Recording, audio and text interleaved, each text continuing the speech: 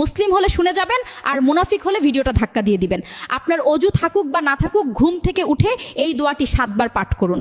আপনার ঘর থেকে সকল বালা মুসিবত দূর হয়ে যাবে, বিপদ আপদ দূর হয়ে যাবে, আপনার রিজিকে বরকত আসবে। ভিডিওটা সবাই শেয়ার করে দিবেন।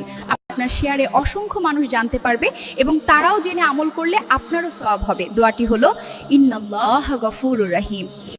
তাহাজ্জুদ নামাজে সালাম ফিরিয়ে এই ছোট্ট দোয়াটি পাঠ করে আপনি আল্লাহ তাআলার কাছে যা চাইবেন, আল্লাহ তাআলা সকাল হওয়ার আগেই আপনার মনের আশা পূরণ করে দিবে। সুবহানাল্লাহ। দোয়াটি জানার আগে ইসলামকে ভালোবেসে ভিডিওর মধ্যে একটি লাইক এবং চ্যানেলটি অবশ্যই সাবস্ক্রাইব করে দিবেন। দোয়াটি হলো ইয়া রহিমাল মাসাক্কিন। একটু দাঁড়ান, ধাক্কা দিবেন না। বিশ্বনবীর একটা হাদিস শুনে যান। যে ব্যক্তি ফজর থেকে এশা পর্যন্ত 100 বার দুরূদ শরীফ পাঠ করলো, সে যেন জান্নাত তার নিজের জন্য কিনে নিল। আর যে ব্যক্তি দিন প্রচারের নিয়তে খবরটি শেয়ার করলো, সেই ব্যক্তিও প্রিয় নবীর সাথে জান্নাতে যাবে। আল্লাহ তোমার রহমতের দরজায় এখানে দিয়েছি।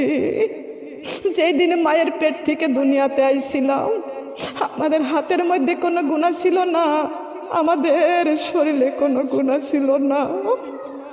একজন মানুষ 3টি কারণে ধনী হয়।